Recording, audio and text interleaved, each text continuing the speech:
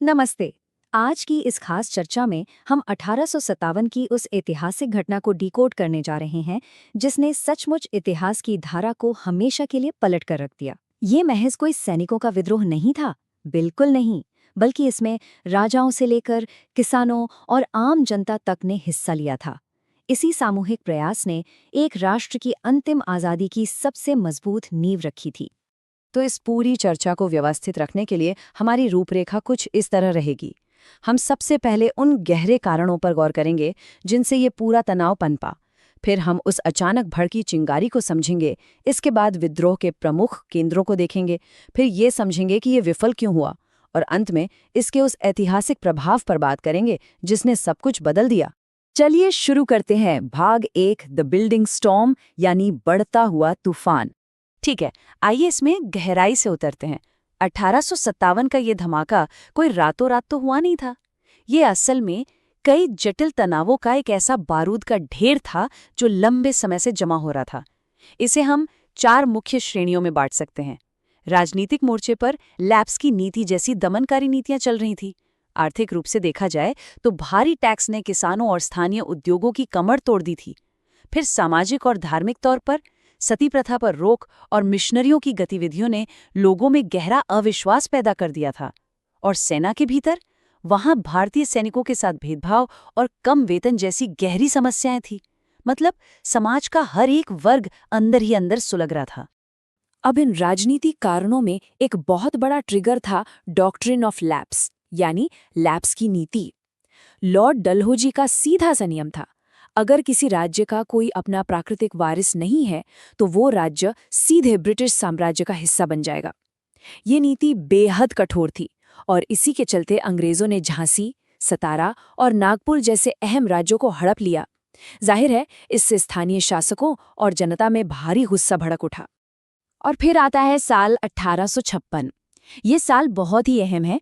इसी साल अंग्रेजों ने अवध को पूरी तरह से अपने कब्जे में ले लिया। इस कदम ने न केवल वहां के नवाब को बल्कि ब्रिटिश सेना में काम कर रहे उस क्षेत्र के हजारों सैनिकों को भी अंदर तक हिला दिया। एक तरह से कह सकते हैं कि इस विलय ने पहले से सुलग रही आग में भारी मात्रा में घी डालने का काम किया। और यहीं से आता है हमारा भाग 2, द इमीडिएट स्पार्क, यानी वो तात्कालिक चिंगारी। देखिए, पृष्ठभूमि तो पूरी तरह से तैयार थी। तनाव एकदम चरम पर था, लेकिन हर बड़े विस्फोट को एक चिंगारी की जरूरत होती ही है। और वो चिंगारी बनी एनफील्ड राइफल की कारतूस। इतिहास बताता है कि ये अफवाह जंगल की आग की तरह फैल गई कि इन नए कारतूसों को इस्तेमाल करने से पहले जिस हिस्से को दांत से काटना पड़ता है उस पर गाय और सूअर की चर्बी लगी हुई है। ये एक बहुत ही संवेदनशील मुद्दा था। इससे हिंदू सैनिकों की धार्मिक भावनाओं को गहरी ठेस पहुंची, क्योंकि उनके लिए गाय पवित्र है। और मुस्लिम सैनिकों के लिए भी ये उतना ही आपत्तिजनक था, क्योंकि वे सूअर को अपवित्र मानते हैं। इसने सेना के भीतर एक ऐसा भयानक असंतोष पैदा किया जिसे संभालना अब नामुमकिन था। चलिए आगे बढ़ते हैं और देखते हैं कि ये सब कैसे परवान चढ़ता है। घटनाएं बहुत ही तेजी से और एकदम विस्फोटक तरीके से घटी। 29 मार्च 1857 को बैरकपुर में मंगल पांडे ने अपने अधिकारियों पर सीधा हमला कर दिया।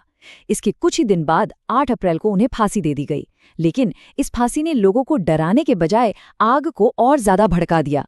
और फिर ठीक 1 महीने बाद 10 मई 1857 को मेरठ में आधिकारिक रूप से म्यूटिनी यानी विद्रोह शुरू हो गया, जहां से बागी सैनिक सीधे दिल्ली की ओर निकल पड़े। अब हम पहुंचते हैं भाग 3 पर, सेंटर्स ऑफ द रिबेलियन, यानी इस विद्रोह के प्रमुख केंद्र। मेरठ से निकली वो चिंगारी देखते ही देखते पूरे उत्तर भारत में एक भयंकर आग में बदल गई। ये देखना वाकई दिलचस्प है कि कैसे अलग अलग जगहों पर एक साथ कई नेता उभर कर सामने आए। विद्रोही सैनिक जैसे ही दिल्ली पहुंचे, उन्होंने तुरंत मुगल सम्राट बहादुर शाह जफर को भारत का सम्राट घोषित कर दिया। उधर कानपुर में नाना साहेब और तात्या टोपे ने कमान अपने हाथों में ले ली। लखनऊ में बेगम हजरत महल ने आवाम और सैनिकों को एक किया और बिहार में कुंवर सिंह ने मोर्चा संभाला। ये दिखाता है कि उस वक्त कितने बड़े पैमाने पर लोग और क्षेत्रीय नेता एक साथ आ खड़े हुए थे। और इस पूरे नेतृत्व के बीच एक बात जो सबसे ज्यादा हैरान करती है वो है कुंवर सिंह की उम्र। बिहार में उन्होंने 80 वर्ष की आयु में जिस असीम बहादुरी के साथ इस विद्रोह का नेतृत्व किया, वो कोई छोटी मोटी बात नहीं है। ये चौंकाने वाला तथ्य साफ साफ बताता है कि 1857 का ये विद्रोह उम्र और पीढ़ियों की हर सीमा से परे था। और जब हम बहादुरी और अटूट संकल्प की बात कर ही रहे हैं तो इतिहास के पन्नों में गूंजती एक आवाज को कैसे भूल सकते हैं, मैं अपनी झांसी नहीं दूंगी। रानी लक्ष्मीबाई के ये शब्द आज भी उतने ही शक्तिशाली लगते हैं। उन्होंने अपने राज्य को बचाने के लिए आखिरी सांस तक एक भयंकर युद्ध लड़ा और आखिरकार ग्वालियर में वीरगति को प्राप्त हुई। ये उनका अद्वितीय साहस ही था जिसने उन्हें इतिहास में हमेशा के लिए अमर कर दिया। लेकिन इतना सब होने के बाद भी आइए भाग 4 पर नजर डालते हैं, कॉजेज ऑफ फेलियर, विफलता के कारण। तो यहाँ सबसे महत्वपूर्ण बात यह है कि इतने भारी जोश और जज्बे के बावजूद आखिर ये विद्रोह कामयाब क्यों नहीं हो पाया। इसकी बुनियाद में कुछ बहुत ही बड़ी रणनीतिक कमियां थीं। पहली बात, इसमें पूरे भारत ने हिस्सा नहीं लिया। दक्षिण और पश्चिम के कई इलाके इससे पूरी तरह कटे रहे। दूसरा, कोई एक ऐसा मजबूत केंद्रीय नेता नहीं था जो पूरे देश को एक धागे में पिरो सके। तीसरा, विद्रोहियों के पास पैसों और संसाधनों की भारी कमी थी, जबकि अंग्रेजों के पास बहुत ही आधुनिक हथियार और बेहतर संचार व्यवस्था थी। और एक और बड़ी ऐतिहासिक सच्चाई ये है कि कई भारतीय राजाओं ने विद्रोहियों का साथ देने के बजाय अंग्रेजों का ही समर्थन किया। इन्हीं सब वजहों ने मिलकर इस क्रांति की धार को कमजोर कर दिया। और अब हम अपने अंतिम हिस्से पर आते हैं, भाग 5, द लास्टिंग इम्पैक्ट, यानी इसका स्थायी प्रभाव। भले ही सत्ता हासिल करने के एक सैन्य प्रयास के तौर पर यह विद्रोह फेल हो गया हो, लेकिन इसके ऐतिहासिक परिणाम बहुत ही विशाल थे। और ये बात बहुत ही शानदार तरीके से दर्शाती है कि 1858 के पहले और बाद में कितना बड़ा प्रशासनिक भूचाल आया था। 1858 से पहले भारत पर ब्रिटिश ईस्ट इंडिया कंपनी का राज था, जो मूल रूप से बस एक व्यापारिक कंपनी थी। लेकिन 1857 के उस जबरदस्त झटके ने ब्रिटिश हुकूमत को अंदर तक हिला दिया और नतीजा ये हुआ कि शासन सीधे ब्रिटिश क्राउन यानी ब्रिटेन की सरकार के हाथों में चला गया। ये अपने आप में सत्ता का एक बहुत बड़ा हस्तांतरण था। इस बड़े बदलाव के साथ साथ कई और फैसले भी लिए गए। ब्रिटिश सरकार ने भारतीयों के प्रति अपनी नीतियां बदल दी। सेना का पूरा ढांचा फिर से खड़ा किया गया।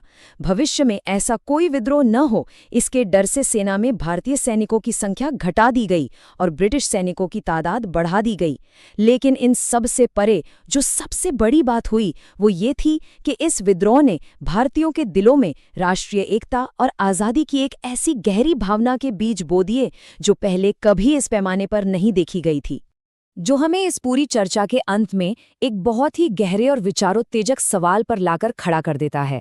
क्या 1857 का विद्रोह महज एक सैन्य विफलता था, या फिर ये भारत के स्वतंत्रता आंदोलन की वो निर्विवाद नींव था जिसे कोई हिला नहीं सकता? तथ्य यही इशारा करते हैं कि भले ही 1857 में तुरंत आज़ादी नहीं मिली, लेकिन इस महासंग्राम ने पूरी दुनिया को ये दिखा दिया कि भारत के भीतर आज़ादी की जो आग भड़क चुकी है उसे अब हमेशा के लिए दबाया नहीं जा सकता। और इसी चेतना ने भविष्य के स्वतंत्रता संग्राम का रास्ता तय किया। इस विश्लेषण में साथ बने रहने के लिए बहुत बहुत धन्यवाद। सीखते रहें और ऐसे ही विचार करते रहें।